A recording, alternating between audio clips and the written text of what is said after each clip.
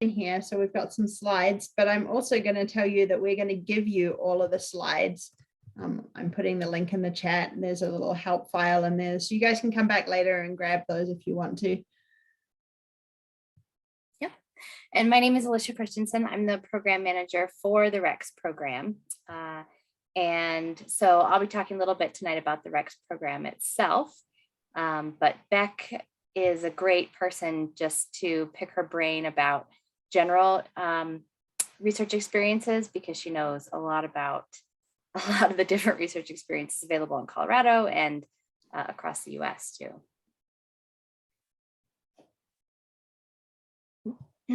Okay, I have it recording. All right.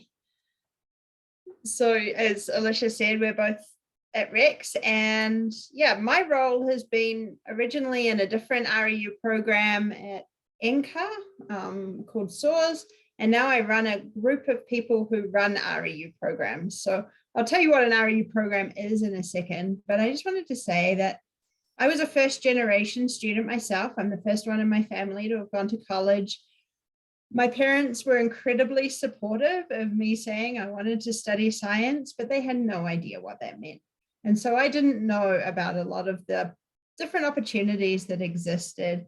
And I think that I can thank some really awesome professors for sharing opportunities with me along the way. Obviously, you guys have heard from your professors about these sort of things.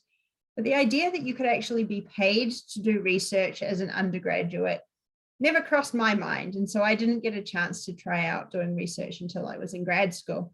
And I think that the opportunity to do it when you're earlier on in your career can really make a big difference to whether you want to pursue graduate opportunities, whether you want to change your major, all of those sort of things. So I'm really glad that we can talk about opportunities, but also encourage you to apply to things that are interesting to you to find out whether you like them or not. Alicia, did you want to add anything to yours?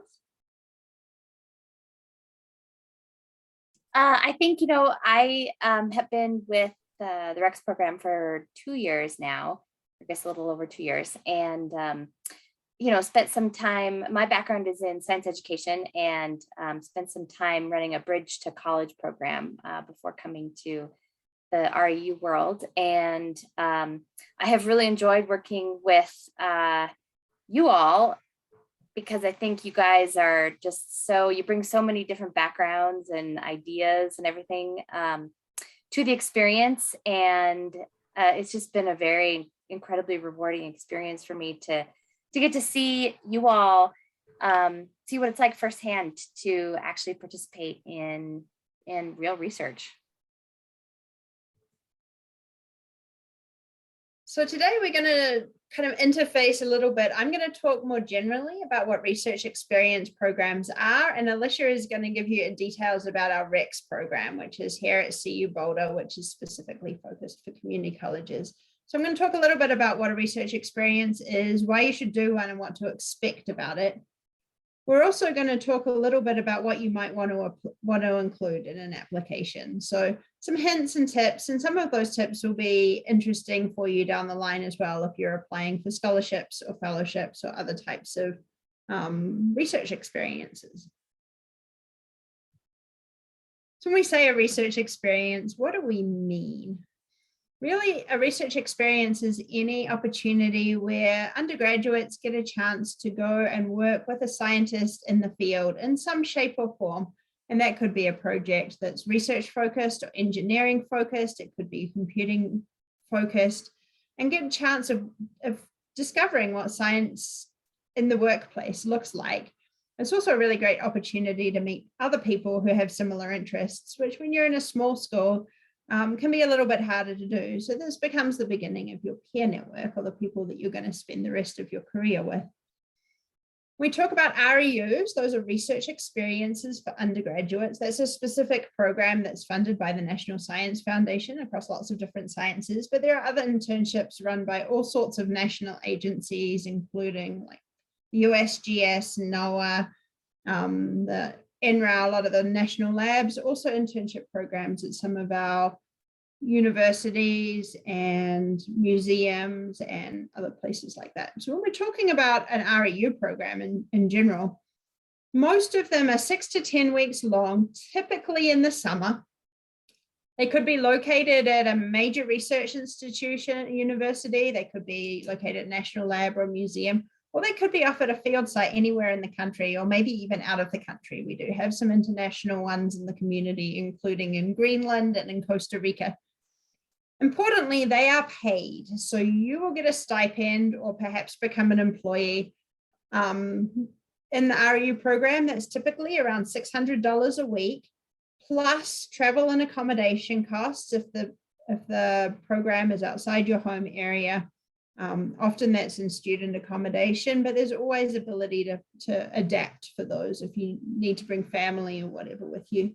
You're going to spend that time doing genuine research projects. So unlike doing a lab where the outcome is known, in the research that you do in an REU, you don't know whether this project is going to be successful or not. So you'll get the chance to work with mentors and you'll get the chance to discover the whole messiness of science research. What we know is that all of those skills that you bring to the table, like from working in a restaurant or holding down multiple jobs while you're doing work, or perhaps managing a family at the same time, all help you to adapt to that messiness and resilience. So you're bringing a lot of cool things to the table. And then we support all of that research experience with professional and career development activities. The REU program in specific is funded by the National Science Foundation. Programs apply competitively to run these programs, so they're constantly updating and constantly adapting to create awesome opportunities. And you can search for REU programs. If you just type in NSF REU, you'll find the student searches. Alicia. So REX stands for Research Experience for Community College Students. A lot of the programs that are out there are for undergrads, and a lot of them are for junior level, usually, and sometimes senior level undergraduates. But this program is specifically for community college students in Colorado. And it runs this summer. It'll be running May 31st to July 29th. It starts on a Tuesday because the Monday is a holiday. And so that's 9 weeks. And students receive $600 per week. And then if you're if you're from an area outside of, usually it's about 50 miles outside of the Boulder area, we can provide housing as well. If you're in kind of more the Denver area, then we can also provide a gas stipend to kind of cover your travel. And basically you get to conduct independent research that's guided by a science mentor or mentors. Usually actually you'll work with more than one. And you may work at University of Colorado and with Ceres scientists, that's the organization that we're part of.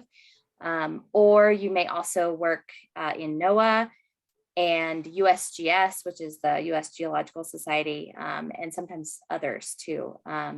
The Colorado Department of Public Health, we've had people work with them before too, to look at air pollution and things like that. So why should you consider doing a research internship? First, you gain work experience and have some really great things to talk about if you want to apply to graduate school or transfer programs in the future. You get to develop a whole lot of new skills. And like I said, you get to find out if a field is right for you. Often when we start off in college, we're like, I want to study science, but you don't know whether you want to study environmental science, atmospheric science, geological science, psychology. Having a chance to try this out is a really good way of finding out what the specialities even exist, because if you're like me, you didn't even have a clue what sort of specialities exist, and find out whether it's something that you really like. And these smiling faces on the bottom of our screen are last year's REC students who conducted the program in a hybrid mode. When we look at what employers are looking for in STEM fields, we find out that one of the most important things that employers actually look for is internship experience. And they're also interested in employment during college. And you'll see that that actually comes in even ahead of what major you have. So doing an internship really does kind of boost your employability at the other end as well.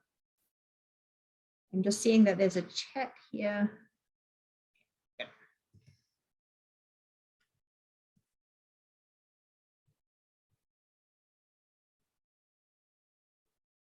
And then when we talk to professors about what they're looking for when they're employing recent graduates as graduate students or in any sort of roles afterwards, you see that they're really looking for these soft skills, things like critical thinking and creativity and curiosity, problem solving, strategic thinking, all these professional skills like reliability, responsiveness, and communication, and then your ability to write and present and participate in a full team project. And these REU programs are just really good experience for building what we call soft skills, all these sort of skills that fit alongside and not in competition with the harder skills that you learn, such as the core content of whatever your subject areas are. We also know that students who participate in research internships are much more likely to continue on in science careers. So it gives you a chance to find out what that might look like, become a scientist. You're not just looking in, but actually doing and becoming. And so most students who go through an internship experience feel like a scientist by the end of it, start to build up their scientific self-confidence, understand how you apply all those kind of concepts that you've been learning in your coursework, and are better prepared to transfer into four-year college and then into grad school in the workforce, if that's where you're interested.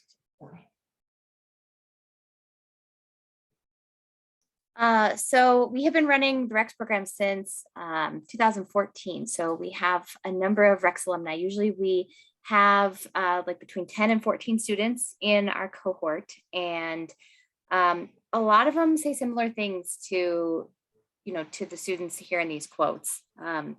Confidence is usually a big thing that we really hear from a lot of different students. And graduate school, actually, a lot of people, one of the things we do during the program is we provide a graduate panel. And so students get to hear from a variety of different graduate students about how they got into graduate school, why they went to graduate school, usually a really popular part of the program too.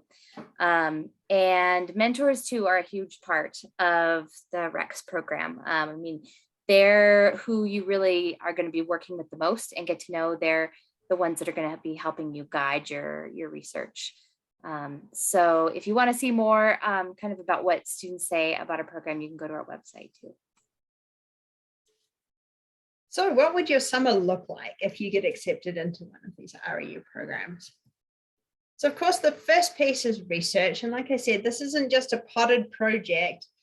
Each of our mentors carves out a small question, usually aligned with their own research, often shaping it in conjunction with the intern themselves to tackle a real problem at the cutting edge of research. And what we mean by that is we don't know what the solution is going to be. You may or may not find that you correctly work out your hypothesis. You may or may not actually get research results, but in the vast majority of cases, our students do.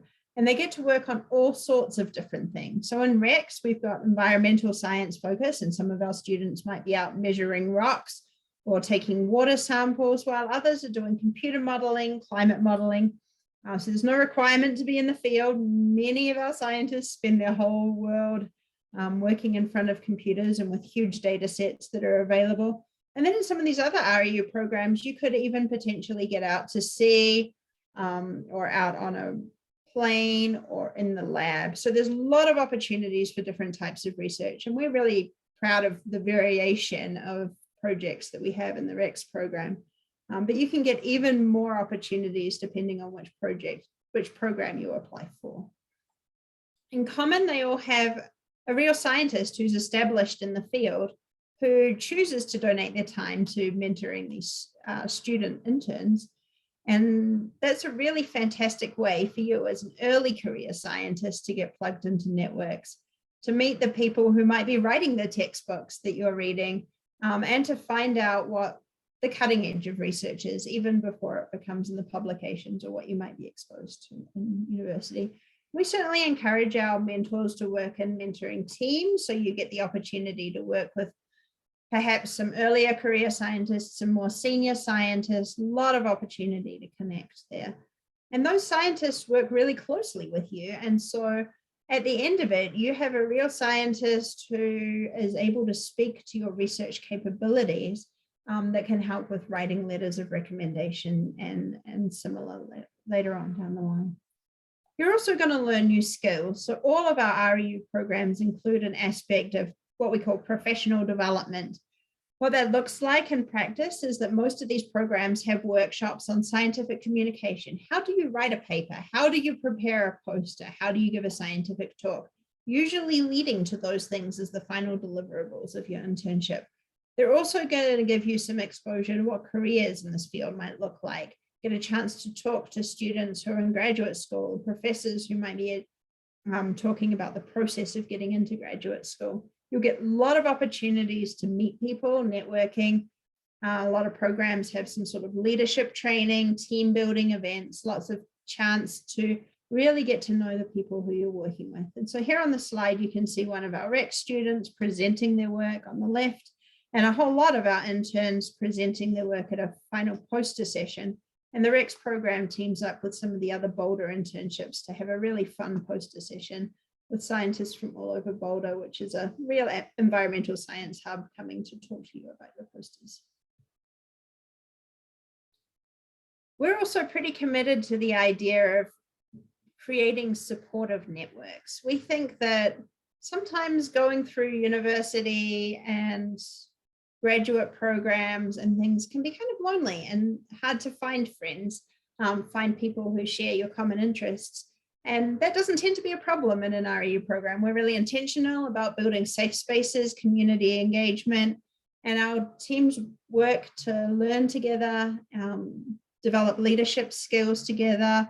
In most cases, they organize a lot of fun activities themselves.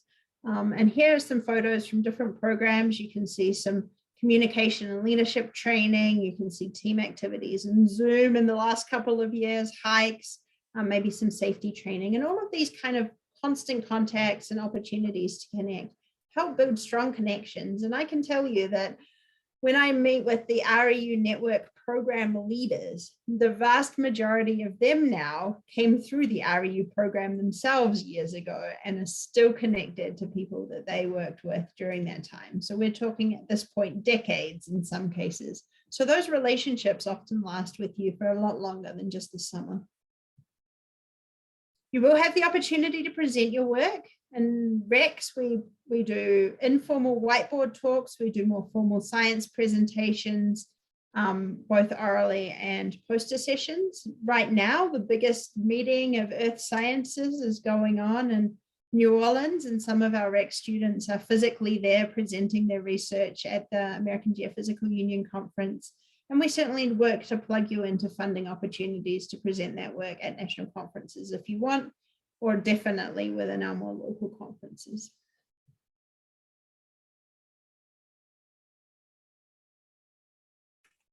So I'd love to hear from you guys. Do a little bit of engagement here with you. Who is thinking about actually applying to REX or is planning on applying to REX, and who's still unsure? I'm planning to apply to REX. I'm very interested in the program. I think it's really cool. I just wanted more information, and this seemed like a really cool way to get that information, and excited to learn about how to apply competitively as well in this webinar today. Great. Well, we will have some definite tips for applying here in a little bit. How about the rest of you? You can put it in the chat or speak up. I have already applied. I'm just here to get some more information on what exactly is going to be going on. Gotcha. Okay.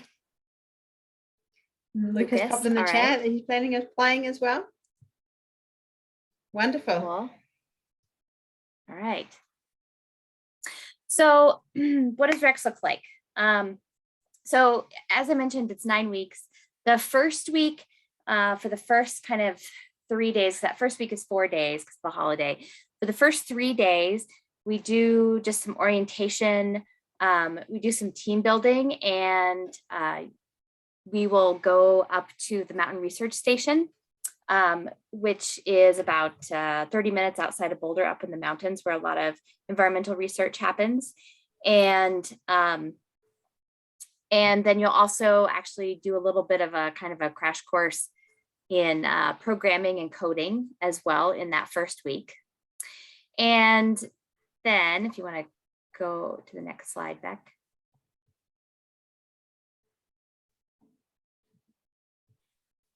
Weeks 2 through 8, that's when you're really going to start working with your research mentor on an independent project. And then you'll also have basically meetings with the rest of the cohort every week. It'll be Wednesday mornings for about 4 hours, and that'll include lunch too. And that includes basically a science communication workshop where you learn to put a scientific poster together and also an oral presentation, like a professional oral presentation. And then you'll also get to do a variety of different professional development. I mentioned the graduate school panel earlier. We do career panels and also transfer information for transferring to a four-year university. And we also have some just other discussions kind of around equity, inclusion, ethics, and science and identity. And so that's kind of what you'll see then in terms of the program support throughout the rest of those 8 weeks. And then in terms of kind of the deliverables that you'll actually work on throughout the program, and it's a way to help you synthesize the research that you have done all summer. You'll put together a short elevator speech, just a 1 minute, who you are and what you're working on. Whiteboard talk is kind of an informal talk just about the research that you're doing about halfway through. And then you'll work on that poster presentation and your oral presentation. We really try to provide you a lot of scaffolding and support so that by the end of the program, you feel pretty comfortable doing these sort of things. I know there's a lot of range in what people experience in classes prior to coming. Some students have done posters before, some people have done oral presentations before, some people have done nothing at all, and that's all okay. We just try to do a lot of practices so that everyone feels comfortable by the end of it. Mm-hmm. Yep, and as Beck mentioned, poster presentations you'll do actually with a variety of other students, because there actually are multiple REU programs running on campus and in the Boulder area. And so you'll get to learn from other students and actually find out about some of the other REU programs that are out there as well that you may want to apply to in the future. And it's a really fun experience to get to kind of talk about your research, and you'll see a bunch of scientists and your own research mentors that will show up too and ask you questions. And then last year we did our poster session in Topia, which is a virtual platform. So we have got a backup plan if real life doesn't happen next summer. We'll certainly be monitoring that. Yes. And then the oral presentations, we allow you to invite your friends and family to that. It's an opportunity for them to really get to see the amazing work that you've done. And a lot of times, we have family members who are just astounded at what you all are able to accomplish in just a short time period. So I just want to say that REX isn't the only opportunity that you have. I really want to encourage you to investigate some of these programs to try out what you get. I also want to say that REU programs can be pretty competitive. We've made a very conscious effort across the whole program, the whole suite of programs, to try and offer more opportunities to community college students and students who don't have access to as much research as students who might be in, say, CU Boulder, where there's research everywhere. The NSF funds REUs across all of the different sciences. So just as an example, there's 141 different programs in the biological sciences, 77 in chemistry, 72 in physics. You name it, you're interested in it, you can probably find an REU program in there. So don't be afraid to apply for a number of these. The National Institutes of Health has similar kind of programs, internship programs. NASA has internships. And there's this great database of all sorts of internship opportunities. I point you to Pathways to Science, and programs advertised there, and you can search that based on where you are in your degree, any special qualifications, any special topics you want. If you're interested in going and working with one of our government labs like USGS or NOAA, they also have internship opportunities, scholarships, these sort of things. And those usually show up on usajobs.gov. So lots of opportunities, look for them. You should be able to find chances to do research that's paid. You should never have to pay for an internship program in the sciences. Similarly for grad school, just as a heads up in the light, while I've got you here, in graduate school in the earth and atmospheric sciences, you will nearly always be paid to do graduate school. You shouldn't be paying for programs like you have to in, for instance, medicine. I think I've already mentioned that there's lots of these REU programs in the geosciences, so ocean, geology, polar, and atmospheric and space sciences. We typically have around 680 positions and about 10,000 applicants.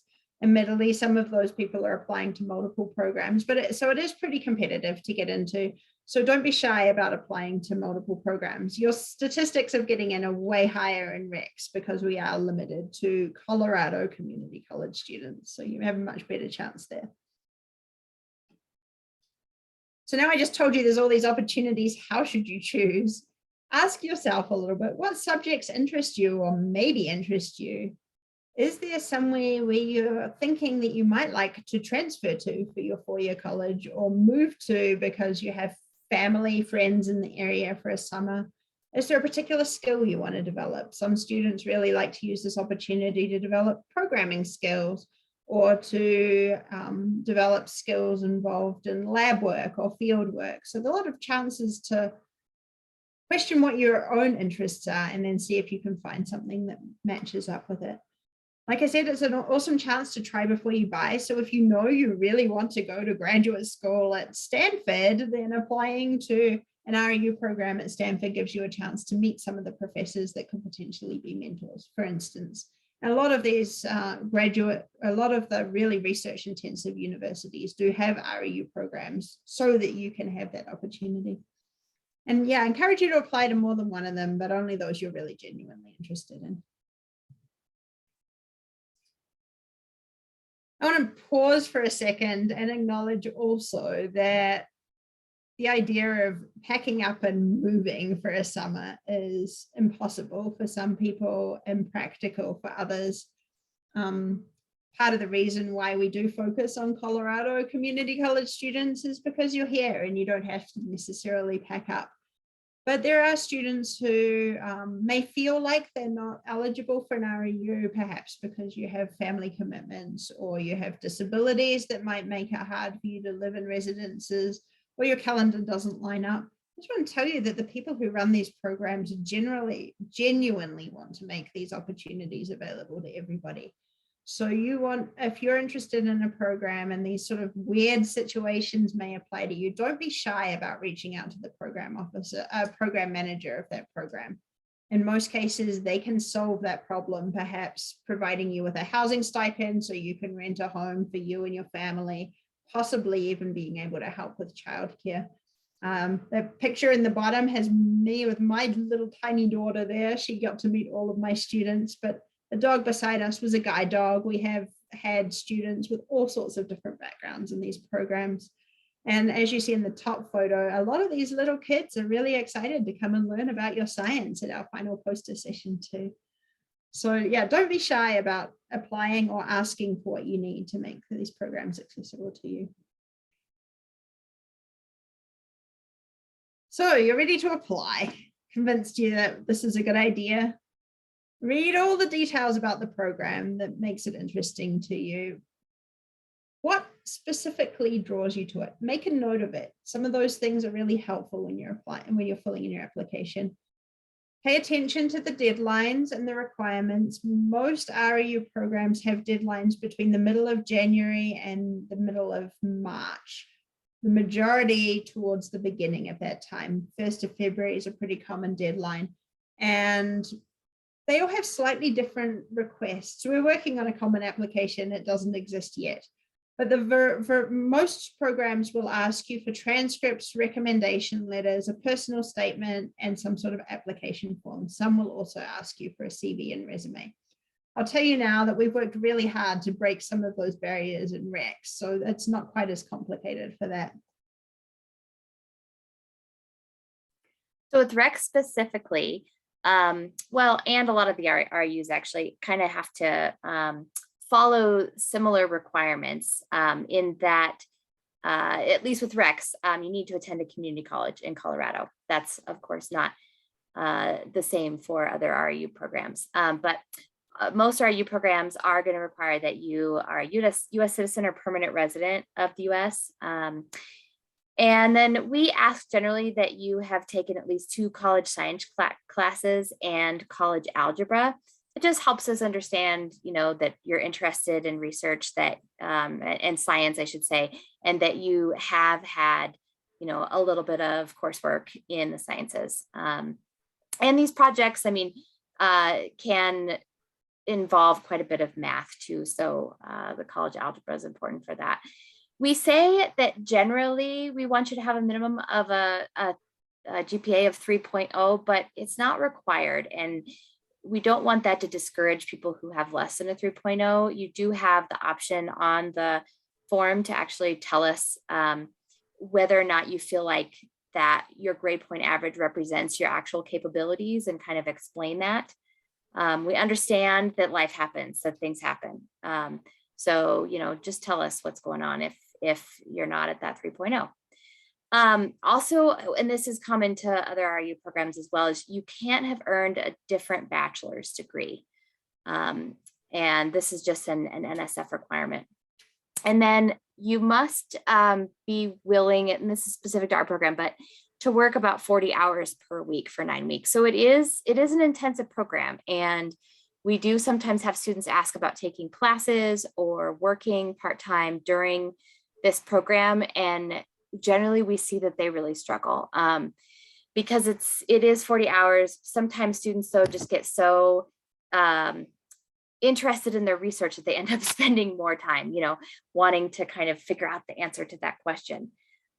So we do, encourage you that if you're going to apply to this program, you want to really commit to just this program for the summer. The other thing that I really want to stress, and why we find that some students don't end up finishing their applications is that students decide, well, I just don't think I have the experience needed for this. I don't know that I have the skills, and the ability to do this. And I can tell you, if you're here, you do. Research experience is not required for this program. And in fact, we look for students who don't have a ton of research experience because this program is specifically for students that would like to gain that research experience. And so that's what we're really looking for. We're also really encourage applications from students in rural communities and from historically marginalized groups as well.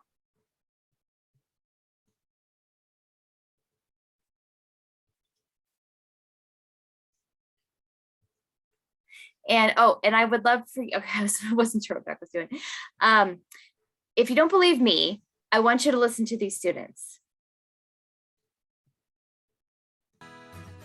There's always a very wide variety of skill sets and experiences, and Rex does a very good job of catering to all of those. They do a very good job introducing you to what research is, what databases to use, how to recognize good research from bad research. I was a non-traditional student. I came back to college after about 15 years, and I feel like Rex really helped me flesh out what I wanted to do.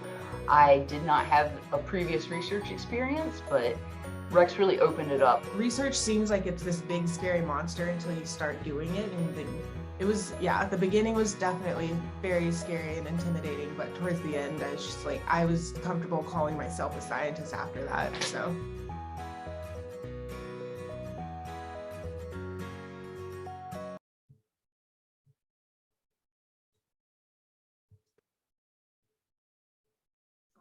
Okay. So as Beck brings up the slides, you may be wondering how you apply. Some of you have already applied. And you just go to our website, basically, which is right here. And there's an online application form. It's pretty short. Emily, I know you said that you had gone through it. What did it feel like? Yeah, there we go. Oh, sorry. Actually don't think I actually applied. I thought I did, but I didn't. Oh, okay. All right. Well, we'll show you the actual questions that you go through in a minute, but they're short answer questions. So, or I should say long answer questions, but no more than 200 words. So, I mean, you're looking at a pretty short description. We don't ask for a full essay like some REU programs do. Also, an unofficial transcript. Sometimes I get students who ask me if screenshots are okay. They're fine. Yes. And recommendation form, we no longer ask for a recommendation letter because it can be time consuming on your recommenders, and also can be it can be a big ask, you know, right? To go to somebody that maybe you don't know very well and say, oh, can you write me this letter? So this recommendation form is really short. It should take your recommenders less than 5 minutes. It's really aimed towards, you know, people who are instructors of your courses, administrators at your community colleges. So encourage you to reach out. A lot of times what's helpful for them too is if you can provide like a resume to them, because that just gives them some background on, you know, what else you do outside of school. And let's see, and then in terms of transcripts, like I said, we require the unofficial transcripts. And once, if you make it to the semifinals, then we will ask for your official transcripts. You'll find with And then many of Bex, the different programs that they've dropped the official transcripts at the beginning stages, but some still do. And if you need an official transcript, you may have to ask for that at your college or university. So that's something you should just be aware of. Do it as soon as you can. For your unofficial transcripts, make sure you cross out any information that's protected. So you don't need to include your social security number or your birth date. And Alicia's already talked a little bit about what to do if your GPA is not good enough. I would say especially this year, everybody is super aware of the fact that the pandemic has influenced every aspect of everybody's life. And there's a lot of reality checks around what a GPA may or may not show. So don't be afraid of applying for things, even if you are a little bit below that cutoff. The application forms for most programs includes your name and contact information, what degree you're working towards, including a major, minor, if you've identified one. Most of them will also ask you about things like honors, scholarships, and activities. And I'm going to take a moment to say, if you're working outside of school, include that information. Give them an estimate of how much time you're working in a typical week. Because obviously, if you're working 30 hours and studying, you're in a very different situation from somebody who's only concentrating on their classes, and giving that information as background helps them to paint a picture of who you are. If you like to do volunteer work, or if you play a sport, or if you're a club, all of those information helps helps us to understand who you are as a person. When you have a lot of applications as an REU program leader, you're not just going to look at raw numbers, you're going to look at who this opportunity is being offered to. Do we want you as part of our cohort? Do we think that this opportunity has the potential to really open doors for you? So the more information you can give us that helps us to understand what's important to you, your values, what brings you into the program, the better. So that's what some of these questions are asking you around. Like I said, most programs will ask for reference letters. We're working pretty hard to reduce the burden on that one here in Rex. They're also going to ask you about demographic information. And I just say that we have a really strong commitment across all of the REU programs to increase the representation of scientists across all sorts of different backgrounds. Because we know that science is better if we have everybody included in the scientific process, and because we really want to see lots of different ideas and solutions answering these hard problems. So there's going to be demographic information questions. We're also going to ask you about institution types in many cases. So community colleges are one of the target groups that our programs are looking for. So don't be afraid to mention that. A minority serving institution is a national qualification for some institutions that have a strong proportion of their students coming from first generation backgrounds, Hispanic backgrounds, African American backgrounds, etc. And I believe a lot of our community colleges are minority serving institutions. They ask about whether you're a first generation student. That's really typically asking whether your parents have a degree. So if your parents have not got a degree, you're considered a first generation student. If you are asked to write a recommendation letter, like we said, Rex is just going to ask you for a simple form.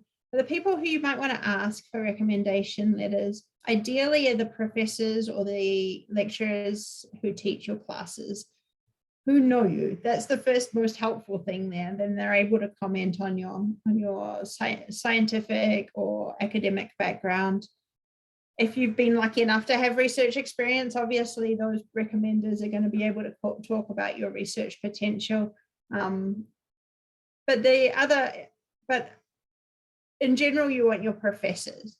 Academic advisors and counselors and non-science bosses are kind of the next level of people. Don't ask your family and friends to write letters of recommendation for you. And typically we're not asking for high school students. And I know that that can sometimes be a little bit more gray if you've got a lot of credits from high school and haven't got a lot of experience in college yet, because so many of our talented students these days have community college credits as high school level. If you want a strong recommendation letter, a few tips from the people who write them often, besides obviously being the person that you want described in your letter, give them time. A really good letter of recommendation does take some time. So if you're going to ask somebody to write recommendation letters for you for a number of different programs that you might be applying for instance, give them the information about what programs you're applying for, what the deadlines are. You can make a spreadsheet for them if you want. Include the link of how they submit that information. Share any drafts of essays that you might be including and let them know about any information that they may not know. That can include things that you're doing outside of their class that may help you, but also if you've got something that you might want them to address in terms of maybe you had a bad semester because you had a lot of family challenges or whatever. If you feel comfortable sharing that with your professors and them sharing it with us, that's one way you can get extra information in there. And I encourage you to remind them about a week from the deadline. Yeah, and just a reminder, REC specifically does not require those recommendation letters. But that short form that I mentioned that we ask recommenders or an instructor or administrator to complete for you, you will have to share the link with them. So that link is on our website, but please make sure you send that link to them.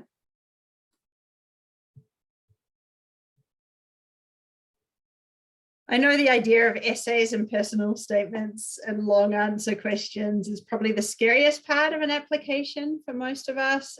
And I also understand that a lot of community colleges, you've never had to write one of these before. So we're going to give you some tips. Some programs like RECs ask a whole series of long answer questions instead of a full essay. Some other programs ask you for a personal statement. And so what I'm going to give you over the next few slides is just some tips about how you might think about that. But importantly, take note of what word limits they might be asking you for. If they ask just for an essay, usually you're like no less than a page and no more than 2 pages. So don't just do a paragraph if you're asked for just one essay, but if you're asked for these shorter long answer questions, usually it's only 100 to 200 words. Make sure you do answer the question. And I really encourage you to take the time to write a draft. And in your ideal world, make that draft on something that's not the form that you're applying it for. Write it in a Word document, write it in a Google document, just in case their system crashes when you come to fill it in so that you just can cut and paste it. So I encourage you to go to our website and look at the FAQs. The FAQs are super helpful and they actually list all of these long answer questions that are in the application. One thing to know about the application is once you start it, like you have to finish it essentially. You can't fill out half of it and then save it and then go back to it later. So that's one thing just to be aware of. And with these questions, we're really trying to find out how this program is going to benefit you. Okay, so think about that as you're answering these questions. We really just want to know, we really want to find students that this program is going to be the best fit for, and is probably going to give them the most benefit towards further advancing, towards a career in science. So we ask things about, why you're interested in the REX program and why it will benefit you. Describe any previous experience with maybe research, but also jobs. We know that a lot of you are working sometimes 40 hours a week outside of school. That actually information is really helpful for us because it tells us that, oh my gosh, like this person is putting themselves through school and also working 40 hours a week. Like, holy cow, that's a lot that you're doing there. And extracurricular activities too. I know a lot of you are involved in those, and those all help tell a story. So even if they're things that aren't specifically related to science, let us know, because it really tells a story about who you are and helps us understand how this program is going to be of a benefit to you. One thing we ask about too is telling us about an experience where you overcame a challenge. Research can be challenging, and we definitely find students come in to our program and about halfway through the program we're like, oh my gosh, this is hard. And so we want to hear about a challenge that you have gone through and overcome, and we're looking for something that was pretty challenging for you, really. Okay, so not necessarily something like learning to drive a car, but what was something that was really challenging that maybe you also can compare to research too. Research is about creativity. It's about asking questions, and curiosity, and digging deep to try to find those answers. So do you have an experience you could tell us about that's similar to that? And then, we also kind of want to know how you're going to be able to contribute to an inclusive and supportive environment. That's something that we definitely take very seriously with the REX program. And as I mentioned, you'll have an opportunity to talk about your GPA too. So. And you'll see that there was a question about research. Again, don't let that put you off. We love the fact that you haven't got research experience. If you haven't, that's definitely not something that would disqualify you from our programs. But you might think about, when you're answering them, how the experiences that you have had could be used to make your research experience stronger.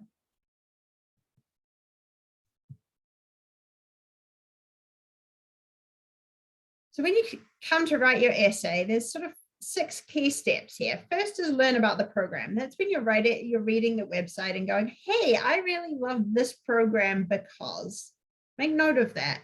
Maybe it's the really cool community that you see in there, or maybe it's specific research opportunities that program is offering, or maybe it's in a location that really appeals to you. Make notes of those. Those are things that you're going to come back to in your essay.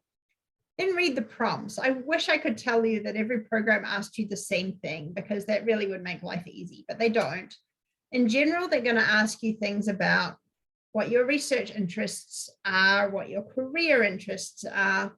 Many of the programs will ask about experiences working or whatever else. So read the question carefully and look for the word limits, and then answer the question that they're asking. But it's always helpful to take what you are talking about and tying it back into how that's going to influence your research opportunity, because that helps us to build connections between the different things that you've done. So then think about the content, write the draft. So you just little things to think about: telling your story while addressing what's being asked, gearing it specifically towards that program, backing up your statements with examples, and then just being genuine. I can tell you that a lot of people think that they need to write an application in really flowery language that doesn't really sound like them. It doesn't help us when we're reading a whole lot of applications at the other end. We'd rather just see your enthusiasm and your normal voice coming through. So don't overthink that part, but do edit it carefully. Have somebody else read your essay and offer feedback. When you're applying to a program or a number of different programs, you might need to tailor those essays to whatever you're applying to. So specifically including the pieces that appeal to you of those programs is really important. So you're not just going to put in the same essay for every program. So here's a few hints, and I'm going to include at the end here this link to this Google chat. We've got all of these hints in one helpful document for you. But when you start out and you need some prompts here, make yourself some notes with some of these. What's the program focus on? Do they offer a choice of research projects? Some programs do, some programs don't. Which ones interest you? Why? Is there something really special about that program that made it appealing to you? What is it? We love to know that you really read about our program, that you went deep into our website. So that can help us to see that you're really engaged in that particular program. And so those notes are going to help you tailor your essay to that program. And one thing I'll say is on our website, you can actually find a list of our previous research mentors. You can find lists of previous students and their projects, so you can get a really good idea about the type of projects. And you can actually download posters and student elevator speeches and stuff like that from previous summers. So you can find out a lot about the types of research you might be doing. Helpful hint, copy the prompt into your draft and then refer back to it to make sure you really did answer that question. Again, is there a word limit? If there's not, if they're only asking you for 1 or 2 essays, I would say at least 1 page and usually less than 2. If you've got short answers, there might be shorter essays of those, but you're typically looking at a paragraph at least. Now think about the content. So a lot of research programs will ask you about your research experience and your career goals.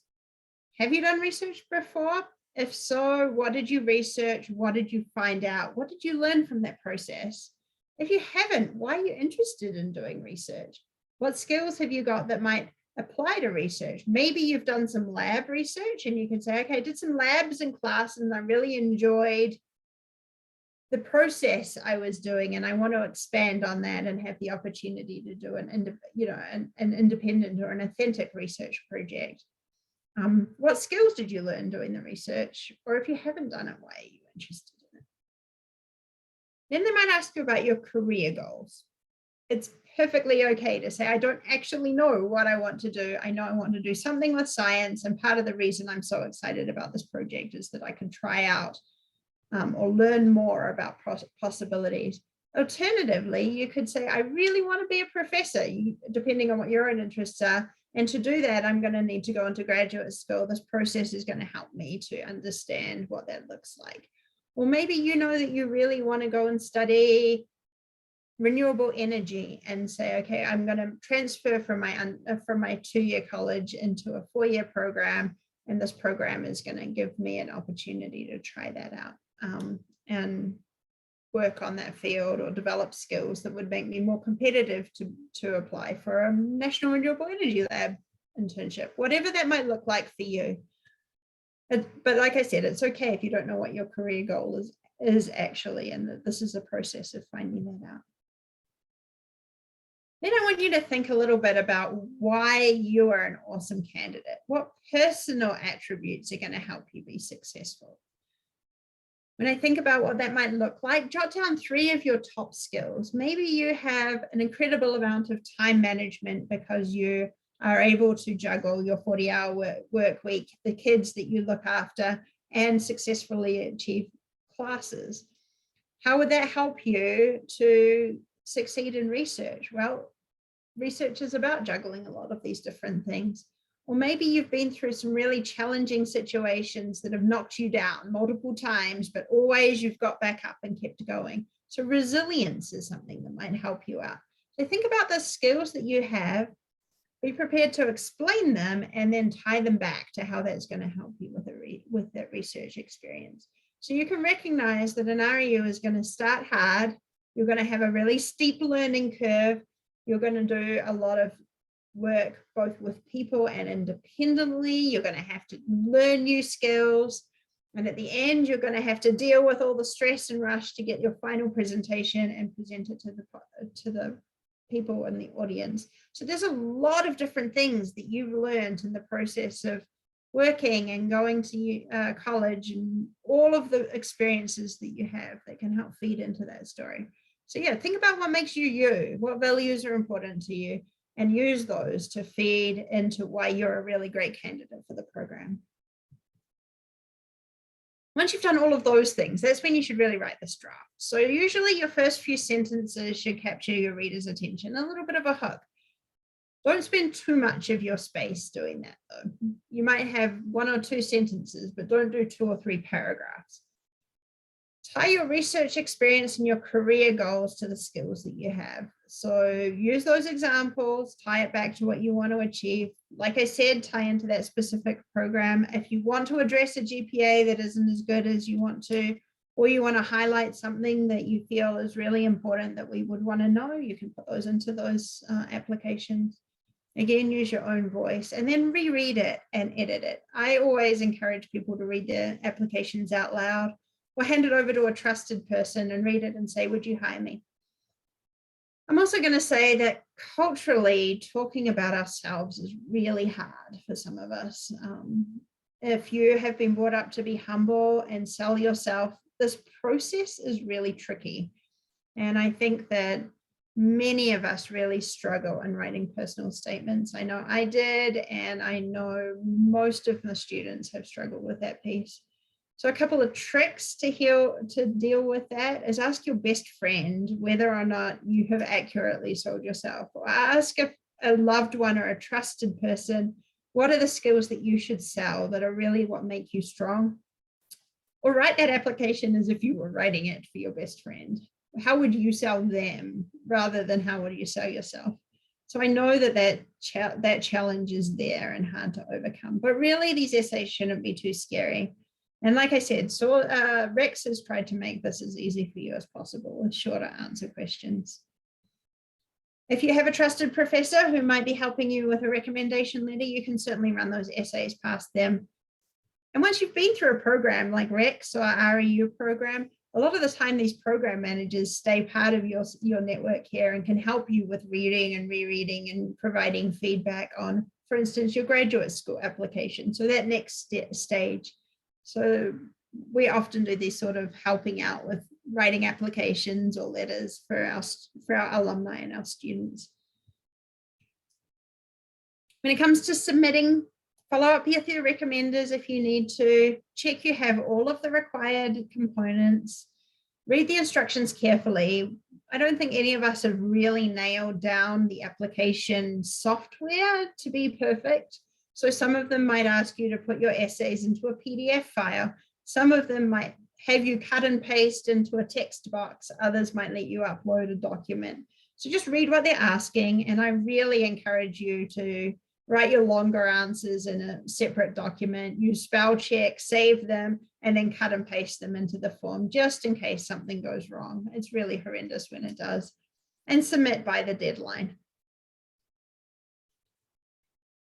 Insider scoop, what happens next? It does depend on your program, but in all cases, somebody or a team of somebodies are going to read all of those applications. They're going to do screening. They're going to be looking for what makes the ideal cohort. And I will tell you that we don't look for 4.0 students, hardly ever. We're interested in making sure that you're solid enough academically to be in the program, which is why GPAs are being asked. But then we're really more interested in whether or not this opportunity is going to help you develop your career skills. Maybe seeing a spark of potential in there that this will give you an opportunity to really springboard into a career. So a lot of effort goes into reading these and reviewing them. We use a selection committee, so multiple people are reading all of these applications. And then we're looking at potential to be successful in research. We're interested in balanced cohorts to make sure that we've got people from all sorts of different backgrounds, that we've got students who are coming from rural areas and people who are coming from community colleges in the metro area. And we really want to have a great group of students who are going to all gain something out of it. And obviously we're asking a lot from getting out of those short answer questions, but at the end of the day, we're going to make some selections. We do some phone interviews. Some programs will share applications across different programs and will ask you whether you want to do that. And you will typically hear back from those by mid-March, in most cases earlier. In the geosciences, we stick to a common acceptance deadline of March 15th, which means that you don't have to give them an answer until that date. They might offer you a space earlier. That doesn't necessarily hold if you're applying to biology or chemistry or physics REUs or anything outside that. But in the earth and atmospheric sciences, we do that. And the reason being that often really competitive applicants do get multiple offers or might be waiting to hear about their favorite programs. If you know that you want to be in the program, immediately go ahead and let people know. We really want opportunities to be offered as many times as possible. Nearly all of us will communicate with you by email, so do watch your email. I know that in this day and age, some people don't check that as often as they might, but us old fogies still do most of our communication that way, so watch it. So just as a sort of wrap up, this presentation and a handout about writing all those essays is in this drive that Alicia's put in the chat. The REX program website has tons of information on it. This link to this NCAR REU program website has some tips for students and links there. Again, you can apply to you can search the NSF website for REU programs. And we're here as a resource for you. We are pretty giving as a whole in our community. And if you want help with any of these things, then you can contact us at REX.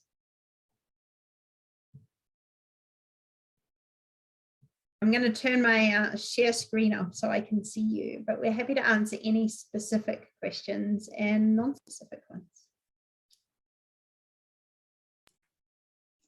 Yeah, I had a question. Sorry. Just kind of curious about what that process looks like, how you're pairing scientist mentors with the interns who are selected.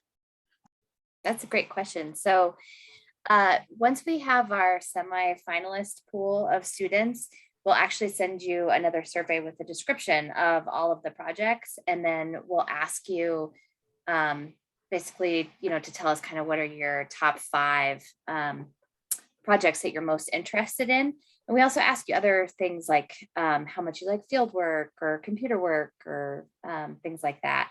And we also do, give the mentors an opportunity to kind of look at the students that we think, may be a good fit for them as well. I think this year we'll probably do just short interviews with our semifinalists too. That helps us get to know you a little bit better. And the other thing is there is a question in the application that asks you about kind of in terms of the geo and environmental sciences, what research areas are you most interested in? So, do think about that question a little bit and put, I think, really those top 3 areas that you're most interested in, because that also just helps us match you with the research mentors too. You also recognize that a lot of the times we're talking about little subfields that most people haven't had experience with in the past.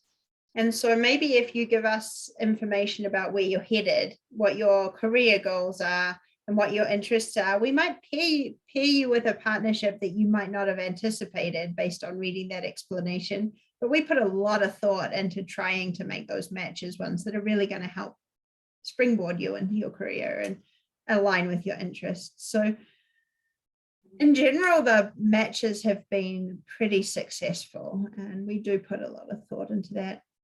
Series is a collaboration between NOAA and CU Boulder, and we have a bigger subset of mentors to tap into than a lot of programs. So REC students tend to get some really great mentors. Over 900. That's just in series. That doesn't even include some of the other departments at CU. So, yeah. Let's see. So Leah says, I got in a bit late. If you are looking to go into a specific project like field research, do you have any say in what project you work on? Are there any biology-based projects? There are definitely some biology-based projects. We work with the long-term ecological research station, and they tend to have kind of a little bit more biology-focused projects. And so we have some students like that have worked to look at pika populations in the past, or bird populations. So yeah, and like kind of my answer to Brandon's question, you will be able to, if you're a semifinalist, then you'll get to see the list of projects and actually let us know kind of which ones you're most interested in and why. Yeah, I don't know whether you caught at the beginning, I was saying that there are a lot of REU programs out there. So if you are really specifically interested in biology, also check out the REU opportunities in biology and apply to any that you want to.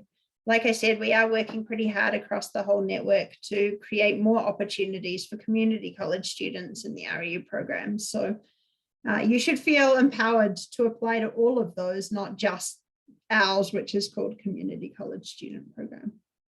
Mm-hmm. Yeah. Any other questions?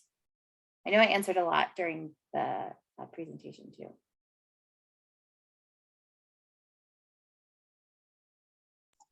Yeah, I had just a question about the housing portion of it. Would that be in Boulder or like in Ned? I guess I'm just a little confused because of the mountain research station. Is it dependent on where your project is? Yeah, great question. So the housing is in Boulder. Yes, so it's at the Bear Creek Apartments. CU Boulder Accommodation. Yeah. So you would be staying kind of basically on campus. Those students that have projects up at the Mountain Research Station, which also happen to be the students that tend to work with the long-term ecological research station that I was talking about with Leah's question, will travel up there, and we do spend a night the first week just to do kind of some team development up there. Occasionally students will camp up there a night or two as well if they have a lot of field work up there, but otherwise mostly you're pretty much staying in Boulder in the those Bear Creek apartments. They look like an independent room within a little apartment with one or two other bedrooms and a shared common living space, so you can cook for yourself and all those sort of things. But it is right on campus, so it's pretty convenient. Thanks for the answers. Sure. Anything else you're wondering?